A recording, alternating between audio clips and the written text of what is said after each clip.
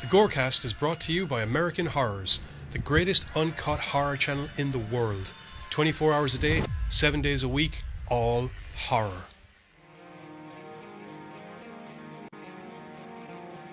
As well as the station of decapitation without your head. America's longest running horror channel, www.withoutyourhead.com.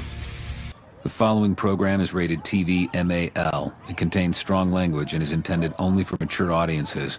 Viewer discretion advised.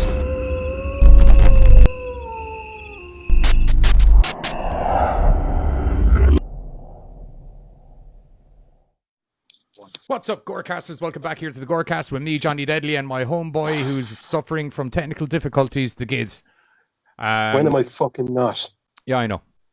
It's okay. So, what is it, like mic or headphone mic? I don't know yet. I was trying to do the intro. It sounds doable. There we go. How about that?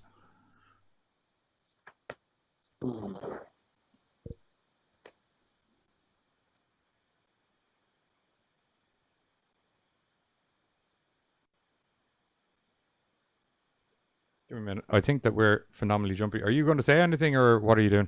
No, I was waiting for you because I wasn't sure what the thing is. Because Yeah, you do your thing now. God damn it. I shall attempt to. Yeah, whether or not people can hear me is another matter. Yeah, they can hear you. It just sounds shit.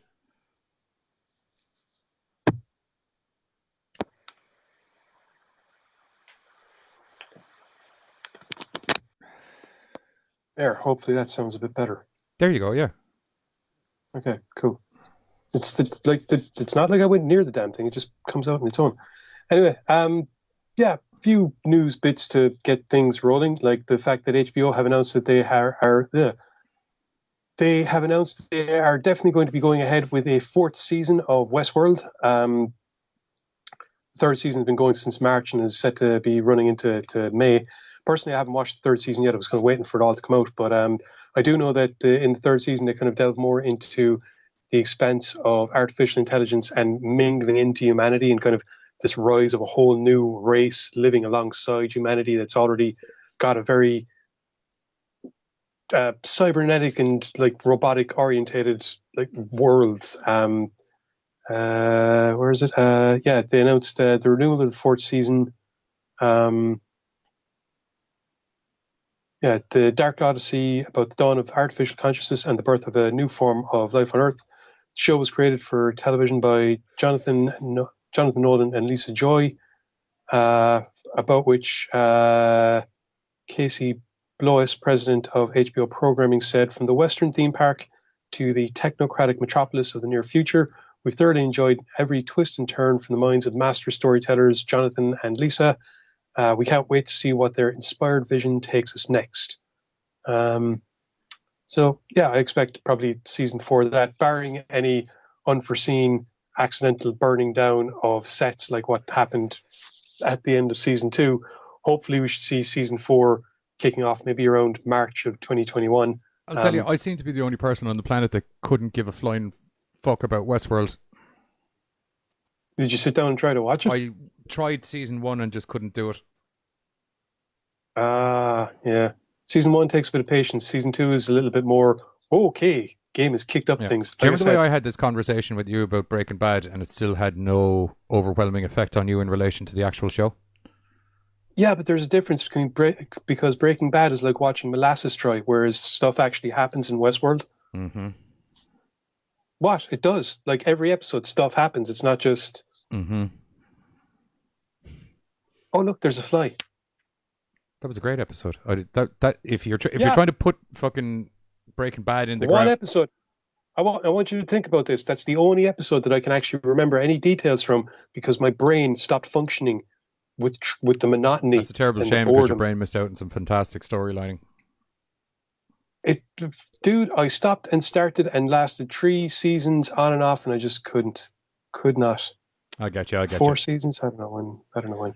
Anyway, on to other news. RLGE Films have acquired the rights to The Owners, which is a film starring Maisie Williams. Those of you may know her from Game of Thrones, or might know her from New Mutants if it ever actually appears. The film is set for a fall 2020 release. It's directed by Jules Berg and is based on Unui. Oh God, French shite. We got Mecky in the crowd while you figure out the French pronunciations of those words. So we'll say hello to him. Unui de Plain Luen. Sorry, I feel like I cock-blocked your French translations there. Go for it. Une nuit de pleine lune. Okay. I think. Hi, Mecky. That's not Hi, French. Katie. Hi, Pammy. And hi, whoever Hi, the other everybody. 3 or 4 people that are in there. Currently, due to the new way Facebook has done everything, unless you pop into the chat while I'm watching or you send a message, I won't know if you're in there. And so if you want a hello, make sure to say something. Yep. And my laptop will die if I try to put Facebook on it, so I can't really weigh in there. He's not Tuco's totally entranced. It's because he's got good bloody taste in Sunday night watching. That's why. Anyway, as I was saying, directed by Jules Berg, The Owners has just been acquired for release by RLJE Films. Released the film theatrically and digitally in fall, which is autumn for real people, in 2020. Sorry, just can't get over that. Anyway, fall. It's fall. Why do they call it fall? Oh, that's right. They looked up and saw the leaves coming off, as opposed to autumn, like the rest of the planet. Anyway, the film is set in rural England in the early 1990s. Childhood friends Nathan and Terry are spurned on by out-of-town sociopath Gaz to rob the Huggins, the elderly local doctor, and his wife. Those goddamn pesky Huggins. Yep. Nathan's girlfriend Mary is dead against the plan, but the lads are set. Doctor's house is isolated. There's a safe full of cash. Oh my God, what are you doing? Outlook, fuck off. Oh.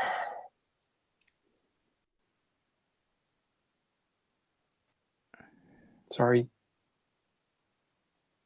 I'm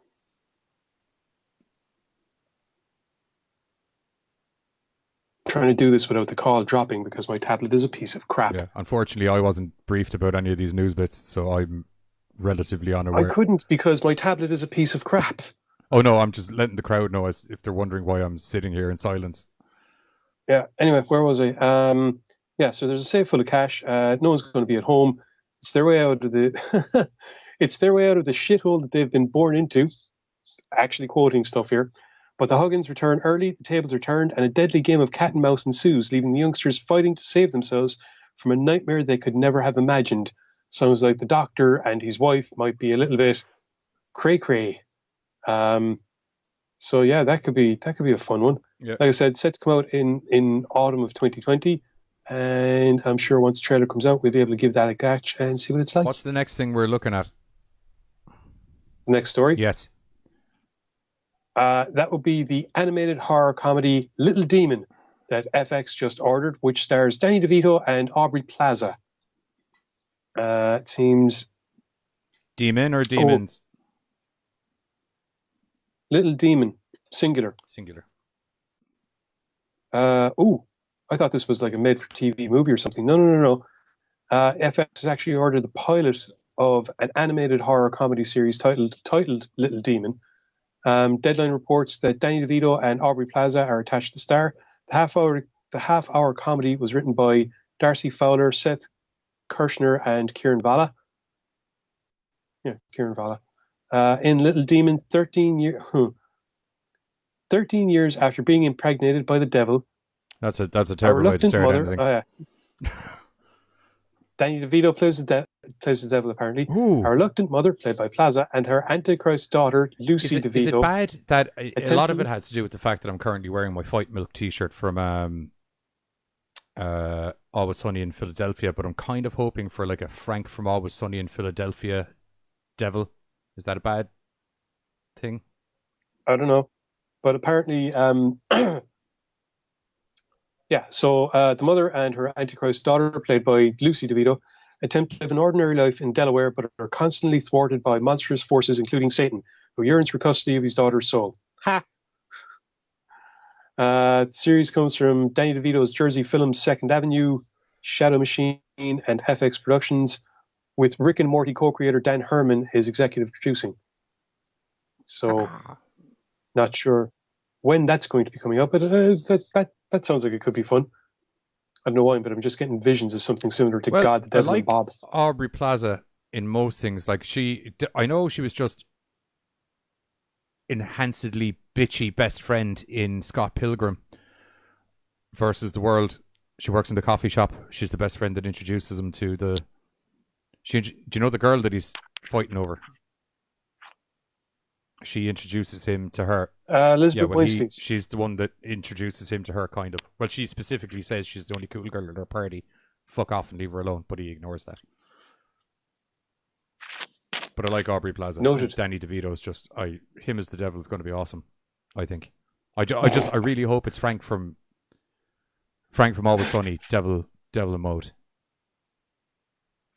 Could be interesting. Really good. Could be interesting. Could be really good. I'm down for it. I'm down with that crazy kind of thing. I'm down with my laptop eventually catching up with the rest of this century. Oh, yeah. Just roughly, is there any chance that you might know what the next story was? Yes, it's okay. It's. I got it. So we announced, we mentioned last week or the week before, some point in the not too distant future past, that Sam Raimi was set to direct Doctor Strange in the Multiverse of Madness. Unfortunately, while this film was originally set for a May 2021 release, it's being pushed back now to, it had been pushed back to November, and now it's being pushed back altogether to March 25th, 2022. Oh, that's a big kickback. Yeah. That's a big kickback. Yeah. I'm not liking how you're like. I'm wondering, is this going to be kind of semi-indicative of how long all of these crazy? Well, that's what I was about to say. I mean, you see, the thing is, we do have Black Widow coming out more or less on schedule. They've decided to just go with a Disney Plus release by the look of things. Well, you might as well, because I mean, Disney Plus has been freaking killing it since the start of all of this shit went down. Yeah. Now, with that in mind, right, the Marvel, let's call them the Avengers movies, for want of a better thing, the MCU, they've always had a plan, and that plan requires certain films coming out at certain times, schedules being kept. So, they might be pushing this back in order to allow for more time to get stuff filmed for what's supposed to come next, whatever this is leading. Well, we know it's going to be leading into WandaVision, which is a TV series, so it might be in order to get episodes up for that.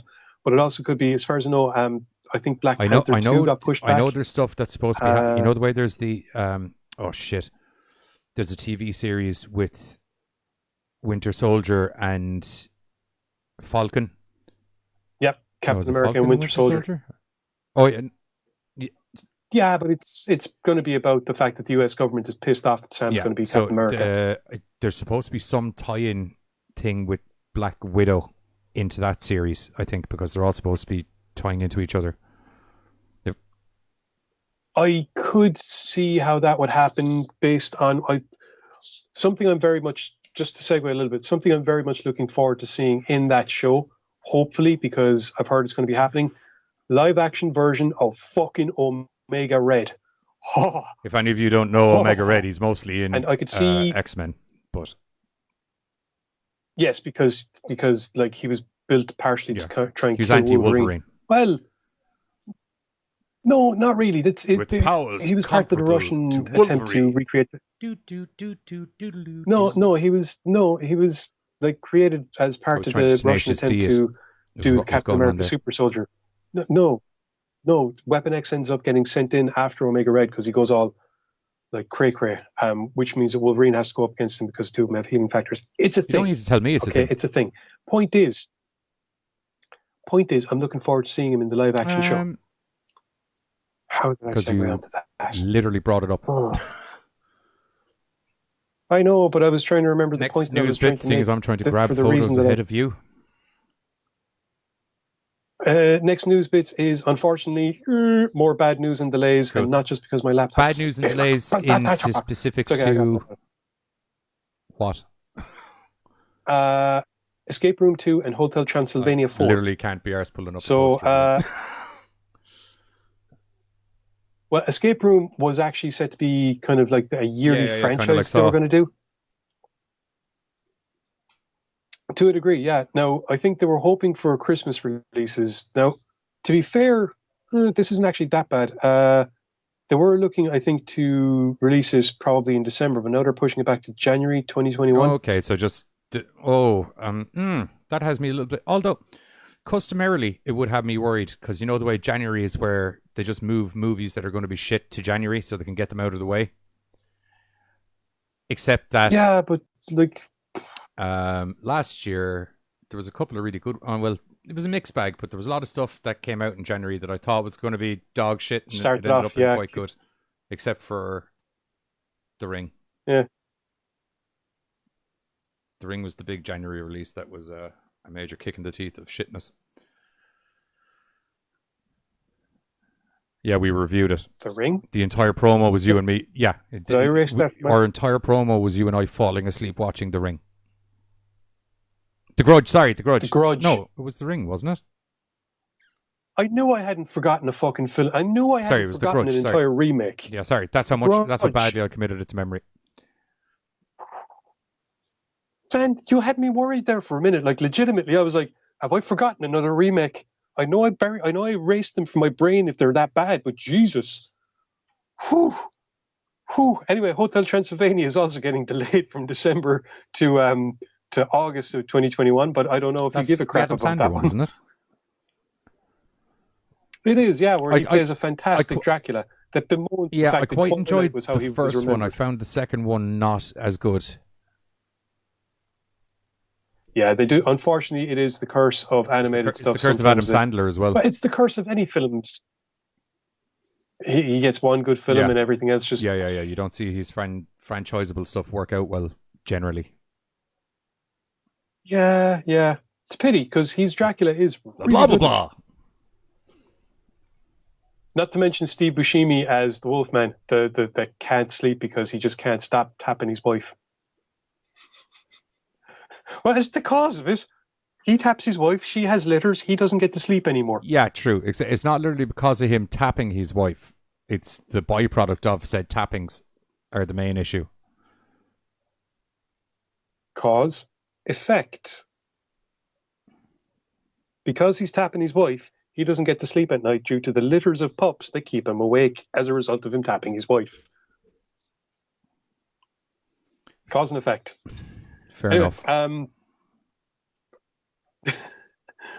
I think that's pretty much it for the news bits, as I haven't got anything more lined up, and if I try to go into bloody disgusting or any of the places that I call my stories from, my laptop will explode in my face because too many things trying to work at once. So, yeah. Shall we move into the movie section of tonight's show?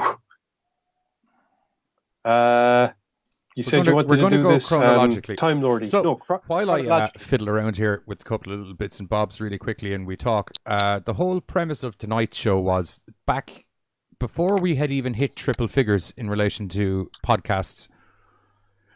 Because there were so many crashed streams and things like that, that's one of the reasons we decided to rebrand as Gorecast Unplugged for the podcast and just start from scratch again. Because it was just like, I literally can't remember. We were on 150 something episodes or something like that, but we were supposed to do, we had done an Australian episode which we had called They Come From a Land Down Under, obviously because of the Australian tie-in, and we were supposed to do a New Zealand episode which we were also going to call They Come From a Land Down Under, not because of an Australian tie-in, but because they are both essentially lands down under, and we're lazy. And I couldn't think of a New Zealand specific way of tying it in, so this is just They Come From a Land Down Under, Volume 2, New Zealand edition.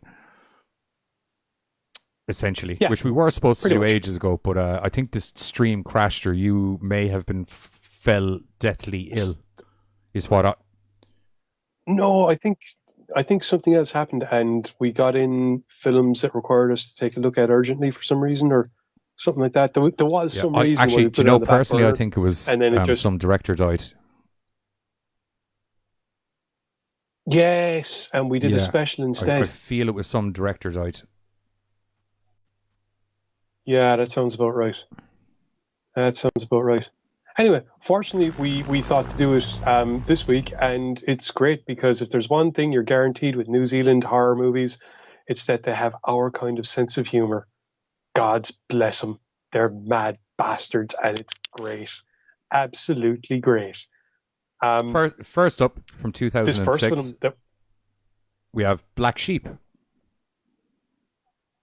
which could have been shot in Ireland from a certain point of view. Evidently, I was doing a load of research about this. So there's a phenomenal amount of sheep farming in New Zealand, and this is actually how he ended up getting the movie made. Was he wanted to do this movie, wrote the script a couple of times. He approached this woman who was looking to work with Peter Jackson's special effects house, Weta. He approached Weta so she was looking for something to do with them, but there was never any project that she had coming up that would involve using such a high octane special effects house. Because bear in mind, this was after Lord of the Rings and possibly Lord of the Rings 2 as well. So his production house definitely was super well known at this stage. But anyway, due to doing such a good job in Lord of the Rings, all the gigs that they were getting post Lord of the Rings were all sci-fi and fantasy movies and stuff. So when they approached her with this very, very brain dead style horror movie, because this is essentially, like, for anyone who hasn't seen this before, if I was to synopsize it in one line, I said it in the article earlier, it's American Werewolf in London, Sheep in New Zealand edition. Yeah. Zombie sheep. Well, no, they're were sheep more than anything. But the people kind of become were sheep. Just the sheep themselves are rabid. They don't metamorphosize into. Yeah. Were sheep was what I got. Don't fuck with the sheep. Yeah, that's what the. Yeah, this film is a nice mixed bag of fucked upness. It's great. Highly entertaining, highly comedic throughout. It tells the story of opens up where you see two young kids on a farm working together. You realize they're brothers, and you realize one brother is a bona fide asshole. Very quickly into the movie, after the younger brother, whose name eludes me right now. This is what is Henry. Yeah, Henry. The younger brother Henry, who was one of the best sheep shearers and sheep herders in all of the land of New Zealand. Older asshole brother is called Angus. That's what we're going to call him from now on, because that's what he is. So, as played by Peter Fenny, who actually is in loads of stuff. He's probably the most notable guy out of the whole movie, I think. I'm fairly sure I know your man that plays Henry from something else as well. God's damn it! Outlook, if I wanted you to do stuff, I'd let you do stuff.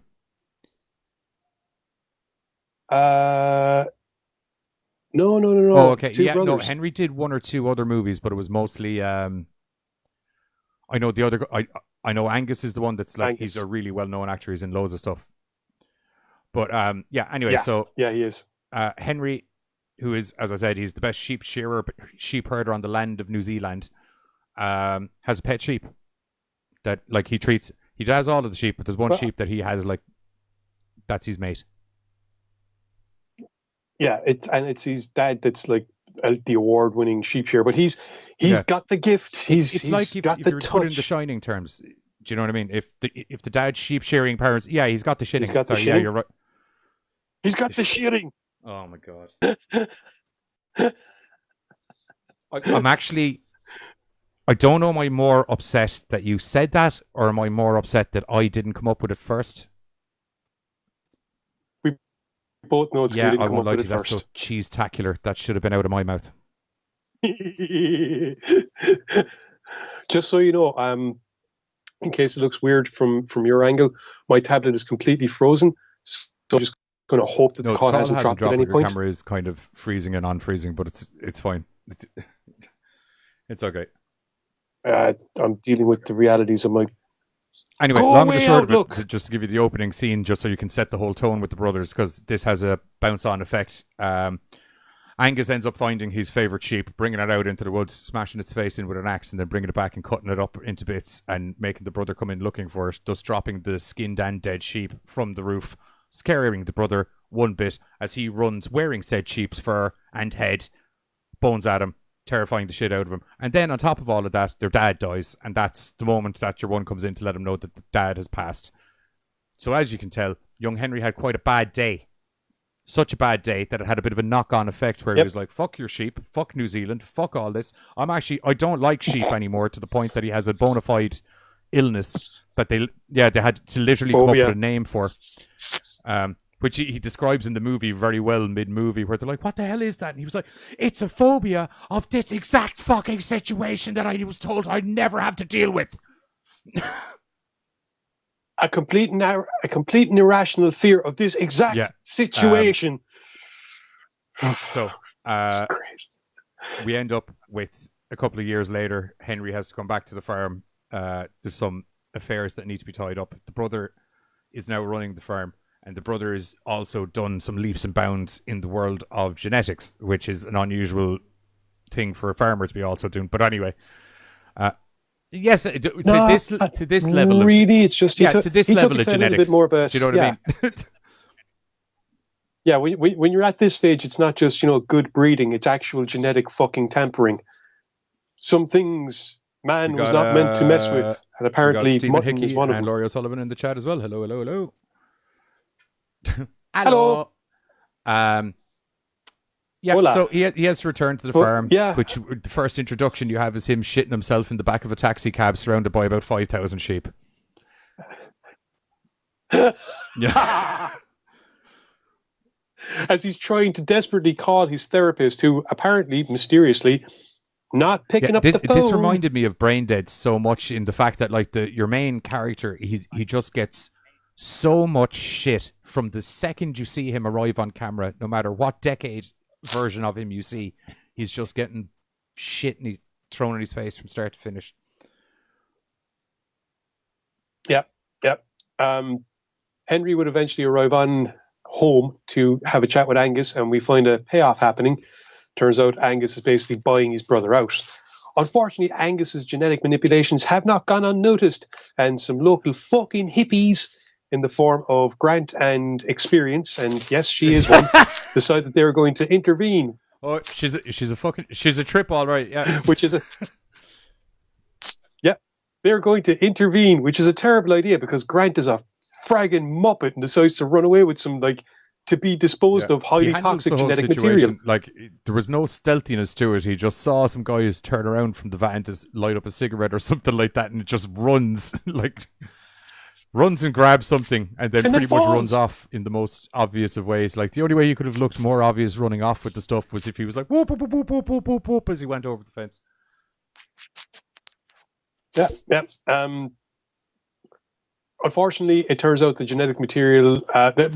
Unfortunately, it turns out that they're spotted by the hot, sexy mad scientist. Hello. Unfortunately, they're spotted by the hot, sexy female mad scientist chick who's in charge of the genetic manipulation. She is tasty. She is. I saw her arrive on camera. I had a funny feeling you'd probably arrive on camera around the same time. Yeah, very funny. Just something about her. I was like, anyway. Yeah, Giz is having a good time.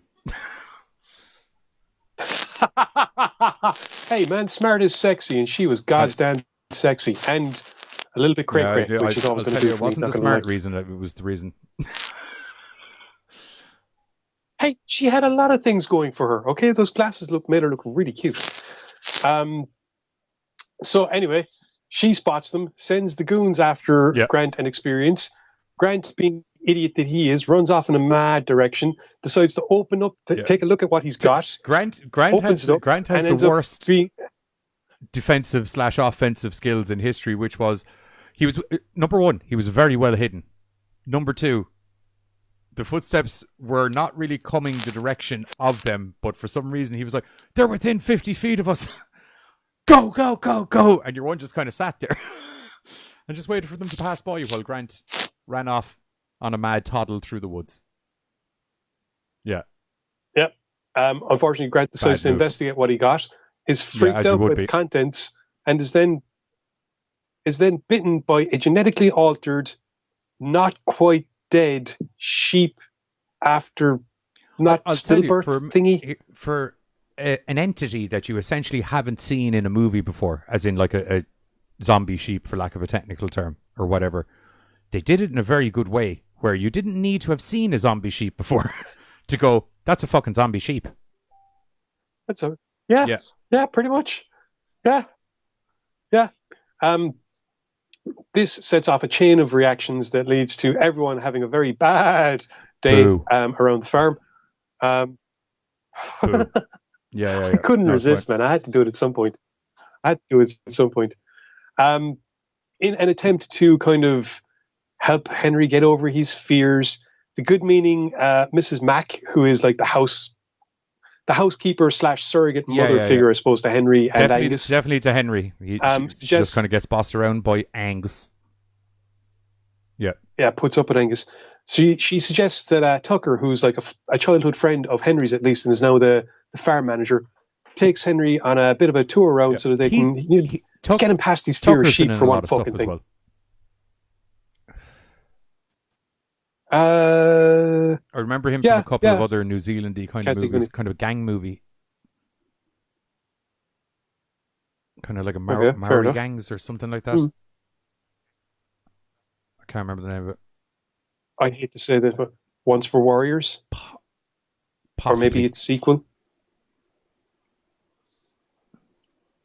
Might have been a bit too young for Once for Warriors. And a sequel? I have gang. No, maybe not. No, I could be wrong. The sequel, maybe. Some sort of kind of gangy. Yeah, you could be very well right. Excuse me. Very well right. Anyway, that's how they run into Experience, who attempts to get them to help her friend Grant, who they can't find, and it's just, they inevitably realize that there are zombie sheep. There are fucking zombie sheep. And, that has to be dealt with. And then we soon realize that the zombie sheep, when they bite you, you turn into a were-sheep with a hankering for flesh. What the frack, New Zealand? What? Hey, I have no... Look, I don't think so.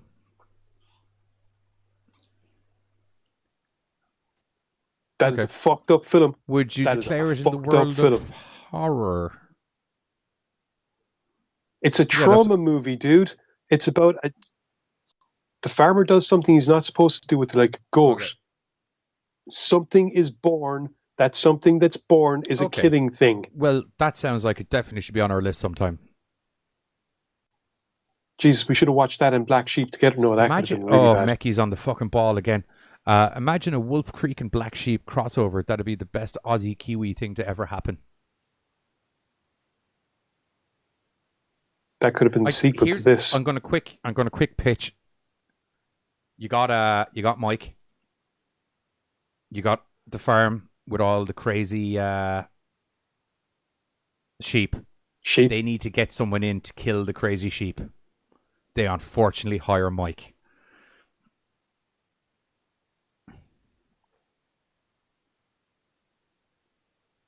That's going to go terribly wrong. Yeah, that's how you have a good horror movie. Yeah. And then I would imagine long and short it would be that Mike would get bitten eventually. Possibly. Having Mike turn into a were-sheep? Yeah. He goes were-sheep, but he can still... Because remember the way they were able to kind of stay somewhat... He's a were-sheep in Wolf Creek clothing. You're on fucking terrible fire tonight. Yeah, no, but anyway, that's what I do. Hang on, let me finish. You know the way they're able to stay somewhat cognizantly intelligent? Yeah. Yeah, actually, Mike, that was an interesting one. Still having Mike in his fucking shotguns and all of that crazy shit, except he's a were-sheep. And now you're on a farm with a bunch of were-sheep and a fucking bona fide serial killer that's now a were-sheep. Bloomhouse, ring me the fuck up. Yeah. Let's hook this shit up. It's like that time someone thought it would be a good idea. It's like that time someone thought it would be a good idea to wrap a werewolf in the equivalent of adamantium. I saw that movie. That's a very weird movie. Metal Beast. It has fucking he is Kane Hodder in it, doesn't it? I think he's the Metal Beast. It's up on YouTube in multiple parts. It is very difficult to watch. Not just because it's in multiple parts. It's a rough movie. Yeah. The only good thing about it is when Kane Hodder arrives on in the Metal Beast suit. It's actually pretty badass. Trailer time. Okay. You've seen it running in the background, so now it's time to see the trailer for Black Sheep, and we're going to be back with something really tasty afterwards. That isn't mutton. Black Sheep, a flocking good time. Yeah, it's worth watching just for the sheer fun of it. We're on fire. Imagine after Mick kills the sheep, he kills the... he kills to the Kiwis to ask them to help him too in the Wolf Creek TV series. Mick hates Kiwis, so imagine the comedy potential. Yep. I'm in. Okay, then. Fucking... Okay, Becky, then. you get one of them Bloomhouse motherfuckers online because I know you have the numbers, and we'll do that. We'll do that. That needs to happen. We could do an Irish version. I agree with you. Yeah. Like, we nearly have as many Although sheep as New Zealand, they're except kind we're of- way smaller. No, I don't. There's supposedly like 400,000 or 500,000 sheep in New Zealand. It's a lot of That's a lot of sheep. flocking sheep. Yeah. No wonder they were afraid of those fuckers turning rabbit. Yeah, that's why when I was saying about your one, when he came and gave that lady the pitch for the movie, I can't remember the woman's name off the top of my head, but that she was like, "How has no one thought of this before?" Like in some towns you're outnumbered. Like if the sheep went mental, there's more sheep than man.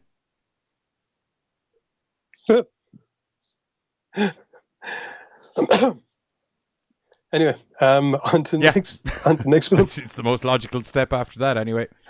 Next movie up from 2014 we have is called what I have written down in the I have written down in the article, which is Homebound, which is, I was told I was wrong. It was HouseBound.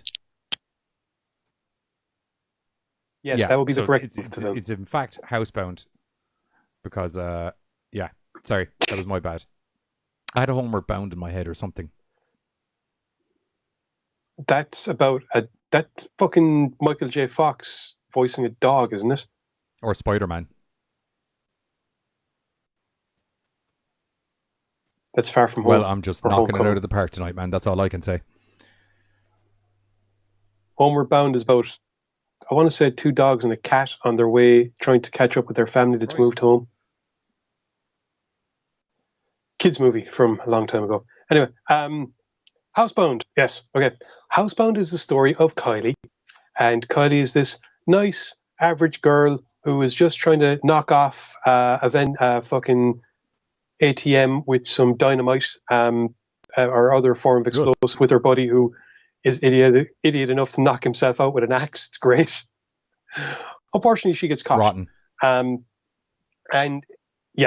And is told that because she has been in and out of rehab centers and because the crime is due to her alcohol and meth abuse, it seems that what she actually needs is a stable environment. So she is sentenced to 8 months. I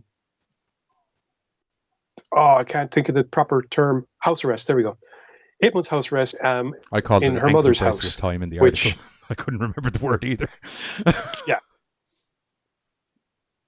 I just thought you were trying to be smart arse. But so she's sentenced to house arrest for 8 months with her mother in the house that quite literally she's been trying to get away out of anyway in the first place. We soon realize there is a little bit of kind of tension between Kylie and her mother and her stepfather Amos in regards that Kylie clearly doesn't want to be there. Miriam, her mother, is a very nice kind of,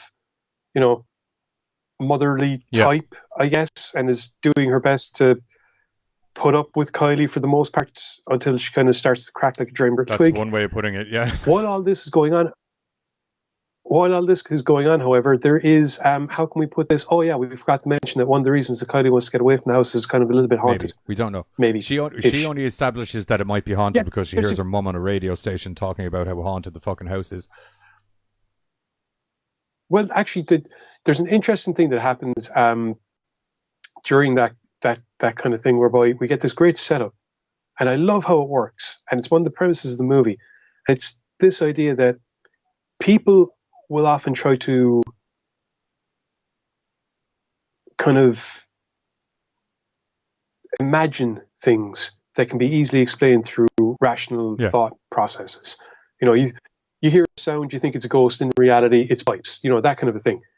And because of the way that this argument is put forth, it kind of keys the viewer straight away for when you're watching the film to think, oh, because of the situation, because Kylie's a recovering addict, because it's an old house, because the stress of being back with the family, she's convincing herself that there's all this mad shit. It's not helped by the fact that her mother, like you said, is heard on the radio by her talking about something that she saw in the house. 100%. And that's fine. That's grand. That's fine. That's grand. And then Kylie starts stealing stuff. Yeah. And that freaks her the And then Kylie starts getting fuck grabbed by out. stuff as well, which freaks her even more the fuck out. Yeah.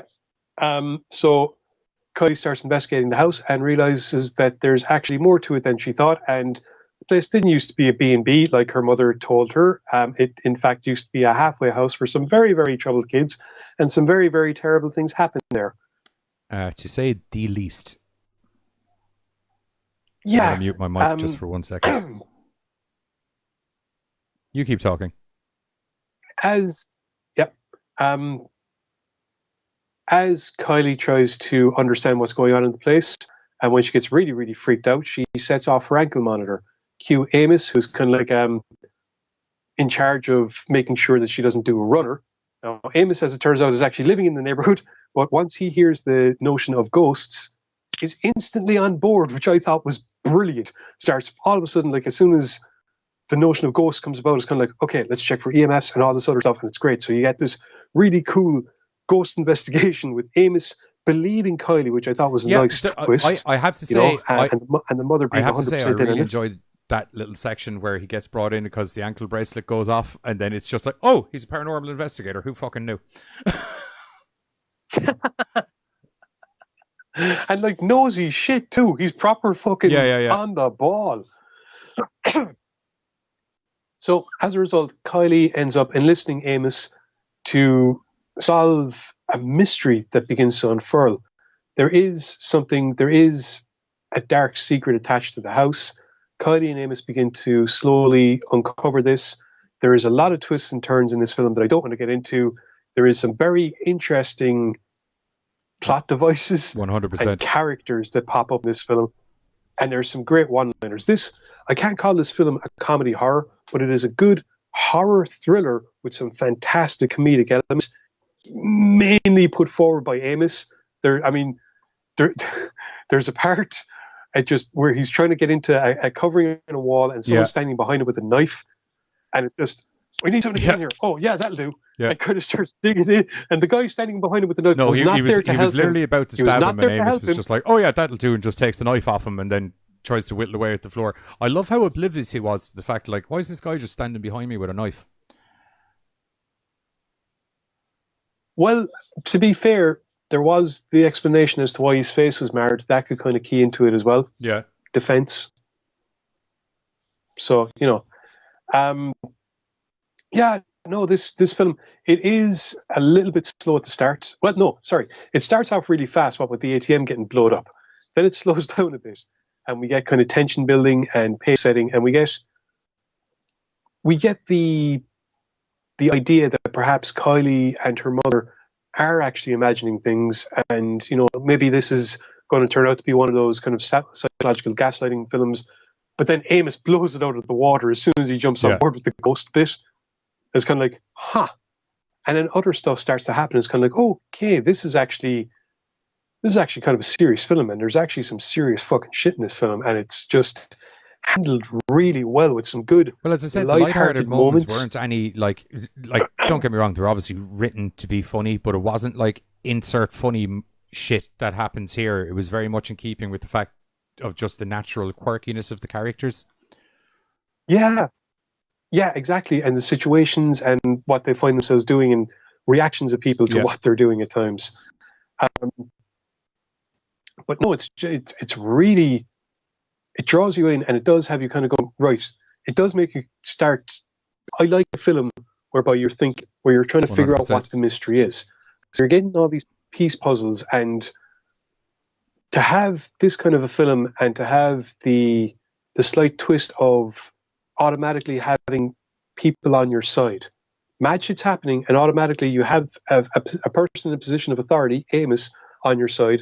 You have the mother who's been going along with it the whole time, but then you kind of have the notion of Kylie kind of thinking that her mother is crazy, and then you have the psychologist with the parole board, Dennis, coming in, and he's trying to, he's kind of like, look, you were on a lot of drugs, okay? So you've gone through a lot of stuff. Look at this time as an opportunity to kind of better yourself, and taking the rational approach and all this and all that. And yeah, it's a good interwoven character-driven story that does have you kind of going, what the, ooh, where'd that come from? And then there's revelations and still speaking of an twists and turns. It's interwoven great. story that's driven and things like that, will we hit into the trailer and let them get a proper look at it? Okay, here's the trailer for HouseBound, not Homebound. HouseBound. And we'll be back with the last one, which is a bloody doozy if anyone hasn't seen it. Your client has been through a number of these treatment programs in the past, and the results have been less than spectacular. Miss Bucknell is in need of stability. I'm therefore ordering an urgent report into the suitability of her mother's house for a sentence of 8 months home detention. Gosh, that's high tech, isn't it? Aren't you lucky, Kylie, having all that fancy technology on your foot? Nice being back home. Some things have happened since I've been here. Things I can't explain. I'm not the only one who thought there was a ghost in this house, Kylie. What are you going to do against a hostile spirit? I'm gonna smash it in the face. When you put an overactive mind in an inactive environment, there's bound to be complications. I don't need a counselling session, I just need to get out of this house! Oh no, they've been doing this all week. Hold on.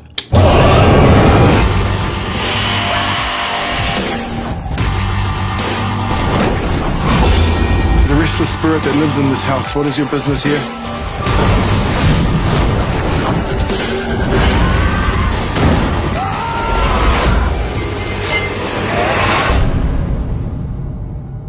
So, are you happy to proceed with the story that Mr. McRandall was attacked by a vengeful ghost? Yes. Righto. And we're back. Sorry about the slightly glitchy camera, people. I don't know what's going on there, but the audio is okay, so we'll deal with it. As long as people can It's hear not us, like I we're guess. the most active in camera anyway, do you know what I mean? So, Oh, we're both like sitting down, so yeah, that's literally what I meant. Anyway, that was the trailer for HouseBound, which, like I said, is a good, humorous horror thriller mystery film with a lot of twists and turns and some fun characters. Yep. Oh, I think my camera's back. Okay, I think I know where the issue is coming in. All right. Yeah, so the next one up we have, just while I queue up the video, is another one. A little more recent. I think it was 2015, if memory serves me correctly.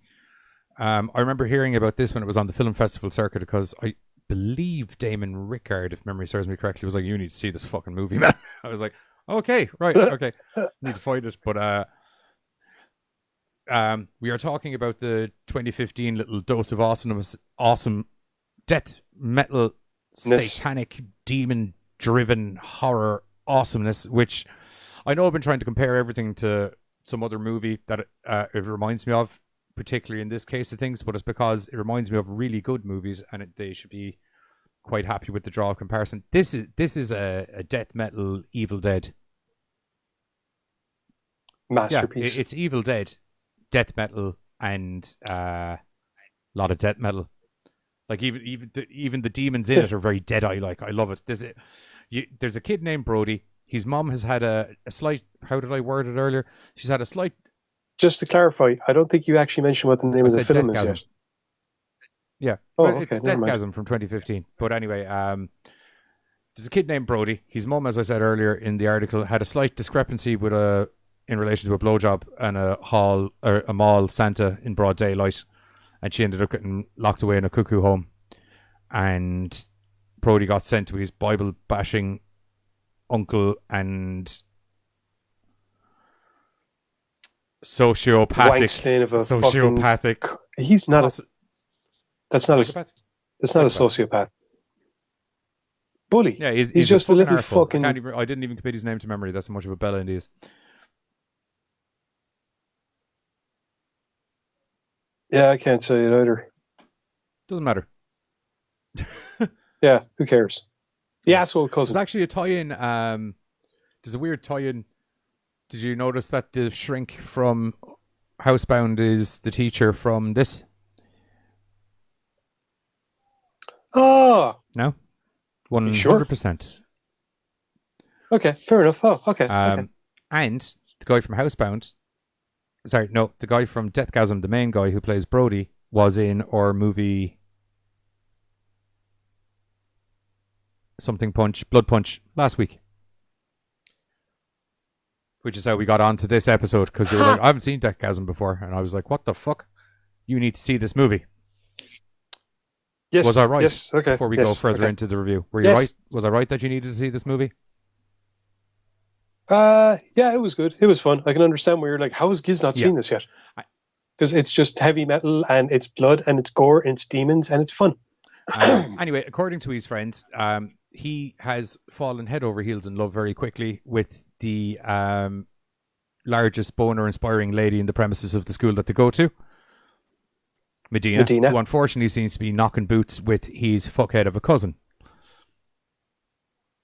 But she's got good taste. knows that the cousin's a fuckhead and quickly kind of goes, I like the guy. I like the metal kid. Yeah, he's nicer. Yeah. I like him. He looks weird, but he's a nice guy inside. I never realized that fucking Facebook meme thingy about like where it has the metal guy sitting next to the cute blonde chick and they're eating ice cream. That's from this film. I never knew that. And I was watching kind of going, so that's where this came from. So you were aware of Deathgasm.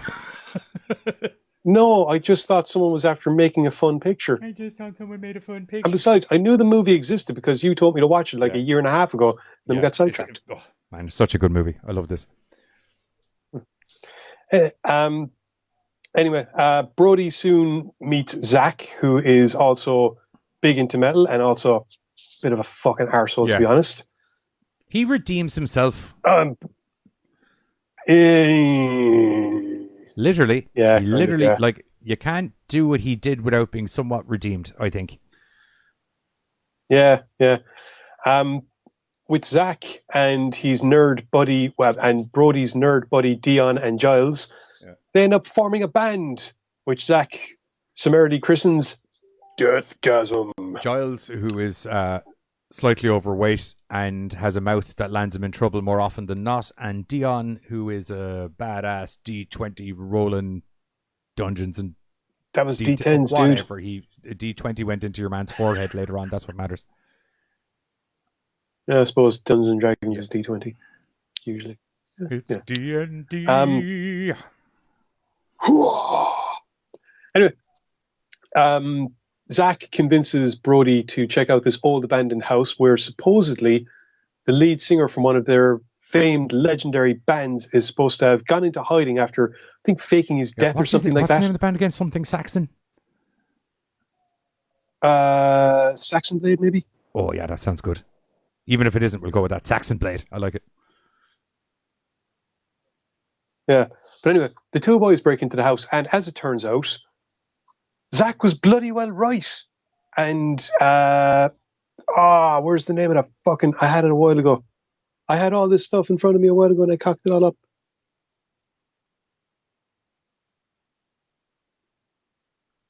What? No, I'm looking for the name of the guy that they tracked down, the fucking dagger or something. The dagger? Yeah, something... Yeah, it's something Dagger. The name of the musician that they tracked down. Okay, yeah. All right. Yeah, anyway, your man is alive. They find him sleeping. He's holding their prized record in his hands. And through some fucked up... Like, your man thinks that they're there to kill him. That they're there to kill him. They're after finding him. They're there to kill him. They're like, no, we're fans. And it's like, how did you find me? You got outed on the internet. It's like, we're all going to die. They're coming for me. We're all going to die. And so he shoos the two lads away, but not without them getting their hands on the record and off they run. Yeah.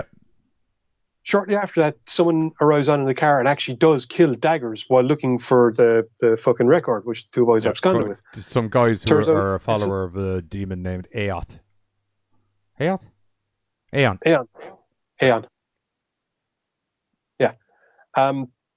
The lads check out the record they get their hands on, disappointed to find out that the vinyl itself isn't actually the album, but there's music inside of it. So, the two boys think, you know what, let's give this a spin, shall we?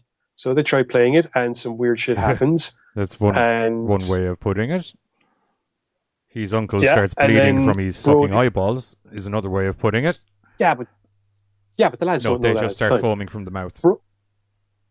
Yeah, no, they just kind of pass out a little bit. Brody, meanwhile, starts being chatted up by, I suppose, the Medina chick, which leads to his asshole cousin kicking the shit out of him, which then instigates Brody going, fuck this for a tub of spin, because he has at this stage translated the Latin lyrics, figured out that, this appears to be some form of spell for conjuring a demon to give me power and glory and I am awesomeness. black metal as fuck. So let's give this a fucking go. And I could do with some fucking vengeance on half the shit that's gone wrong in my life. So yeah, let's do this. Let's do this. And powers. Give me some powers. So they blast out the song, and that is, of course, a terrible idea. Terrible idea. We're going to get those t-shirts made one day, but t-shirts aside, it is a terrible idea. Yep, this leads to pretty much every adult, it seems, and a lot of people in general within ear horning vicinity, basically. Yeah, anyone that heard the sound of the music gets demonified. And they had the music at a nice, respectable level, except Satan turned up the volume while they were rocking it out to 11. Yeah, proved that those speakers went to 11. You're not getting that one, are you? Okay, just checking. Westworld. No. No. Okay, what is it? Oh, Spinal Tap. Okay, sorry. What do you? I had the roadie guy from Wayne's World 2 in my head for some reason. Because they take the piss out of Spinal Tap. Where the mix-up happened. Yeah, these ones go to 11. Anyway, so yeah, there are possessed people running around. Zach and Brody soon realize that they made an oopsie. They try and fix it. Once they recover from the foamy mouth knocked outiness and they realize that there's just a rampant amount of demons running around the street. Yeah, they realize that, bit of an issue. Jason bit of an issue. Said it's one louder, and that's what it's all about. Yep. That extra one. Brody. Yep. The rest of the film is basically Brody trying to come up with a plan to fix this shit, convincing Zach to help him. This film is just gore-fueled and metal-fueled and fun. I won't give away what the actual resolution to the movie that they figure out is, but I liked how it ties into good old heavy metal lore. As in, hey, have we tried doing this? Because last time I checked, like if you can hear the thing, then you can do the thing. Look, at the end of the day, I have long been a believer of using music, and music is often, rhythmic patterns have always been a part of magic. So works for me. Like did you ever see Rock and Rule? It's an old animated movie. Yeah, I loved how at the end of that they changed the song to their own one, and it was the intention. And it's kind of something similar in this. It's the intent as opposed to the actual tone, and it works well. The storyline in this is quite fast paced. I liked how they managed to develop a kind of a love line relationship between himself and the lady without it turning out to be a big overwhelming chunk of the movie, which can happen sometimes. It was done in a very smart. Not gonna lie, there was one part about that annoyed the fuck out of me, but that's just my own personal shit. So yeah. Was it the ending of it? Okay. But no. Right. Do I want to get into this? No. Okay, no. Fine. Fair enough. Something happened and I literally just went, for fuck's sake, I hate fucking seeing this fucking shit just because it happens to me, or has happened to me all too often in the past shit. Okay. And it's just like bad friend kind of thing. That kind of thing. Not exactly that, but similar shit. The movie's tips along quite nicely. You're never left bored at any stages in this. All of the characters are very, very entertaining, and you fall in love with them, assholes or not. As I said, he redeems himself. Do you know what I mean? Yeah, all right. Like, and the special effects in this are fucking buckets of blood to the max. Actually, this was a pretty bloody 3 movies. Yeah, good film. 3 movies altogether. Pretty bloody. HouseBound wasn't crazy bloody. Yeah. Black Sheep is bloody as fuck. Housebound got there by the end, but it was because of the type of film that it was. Yeah. It Once wasn't the reveal over the top. happens It and was all the believable. crazy shit starts going on, then Housebound has the most believable violence, but the other two films are more over the top anyway. Oh yeah, this is just absolutely goddamn great, and there's nice little bits of humor in this as well. In the same way of Housebound and Black Sheep, not so much Black Sheep because that was literally designed to be a comedy. This was. Hang on. So is Deathgasm. That's what I'm just. Deathgasm. Oh, I is know a comedy Deathgasm horror. is a comedy horror, but it's not so flagrantly comedy in your face. It's mostly. I find it more akin to Housebound with the way the comedy comes. It comes from the eccentricities of the characters in the storyline. There are one or two bona fide, like the dildo Hang fight. on, Deathgasm is designed to be a horror comedy. Black Sheep is designed to be a horror comedy. I feel Housebound was designed to be a film with comedic elements, levity. I'm not trying to compare it in style to Housebound. I'm just saying I found the delivery method of comedy more akin to Housebound than Black Sheep. But no, there was a lot Black Sheep was. There was a lot of slapstick comedy in this as well. To a certain degree. To a large degree. Or is it just me laughing at the violence? It could be just you laughing at. Like, most of the violence was pretty straight up hilarious. There's only one funny fight, really. The thing with the dad was brilliant. That's literally the one I'm on about. The thing with the fucking aunt and uncle was hilarious. What happened with the dad? Zach's I remember. What was funny about that? Everything. I didn't find that particularly hilarious. The uncle and the aunt were fucking. That was goddamn hysterical. Come on, man. Even Zach thought that the dad was funny, and it was his dad. Yeah. But, okay. We'll agree to disagree, I suppose.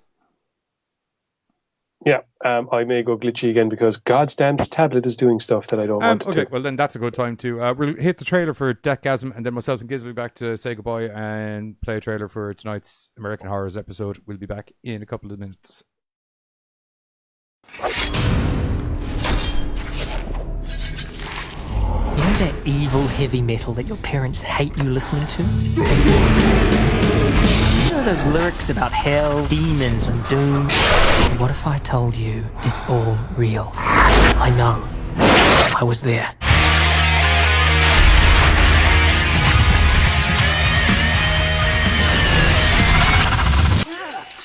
Jesus! It's piss. That's me, Brody.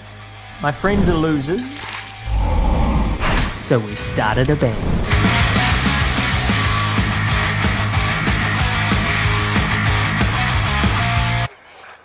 This is retarded. Check it out. Ricky Daggers. Is he dead?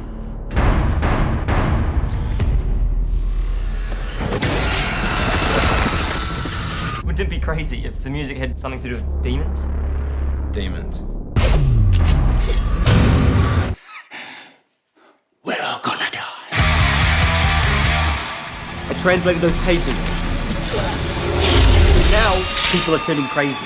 Like possessed. Crazy.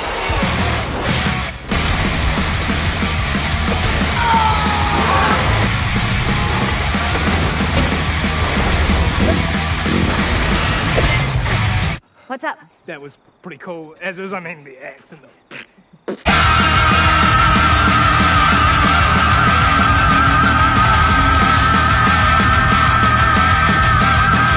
You know, I'm not even sure I'm in the right tuning. Brother, still.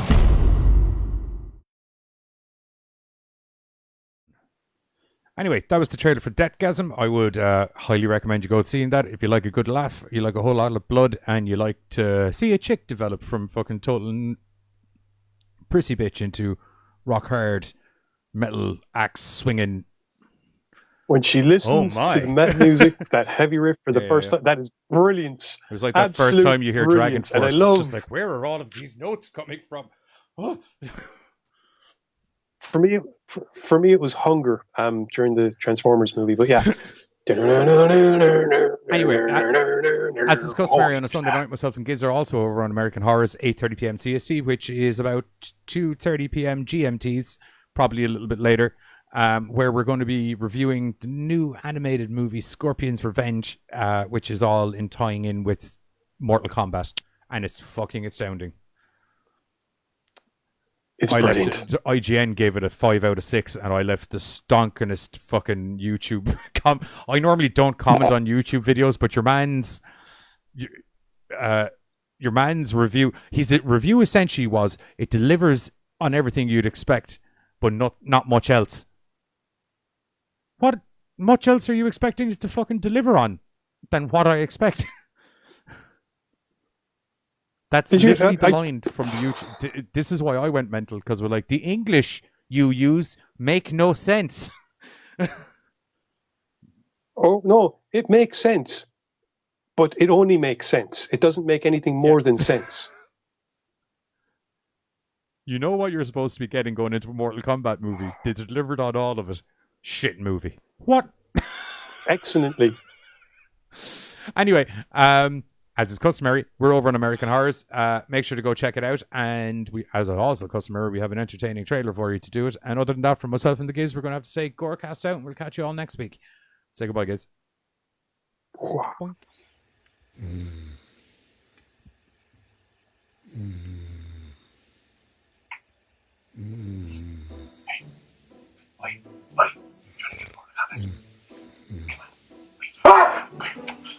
What the fuck are you doing here? Jim Morton comment, no? No! Oh, fuck that! How about again now? No! Can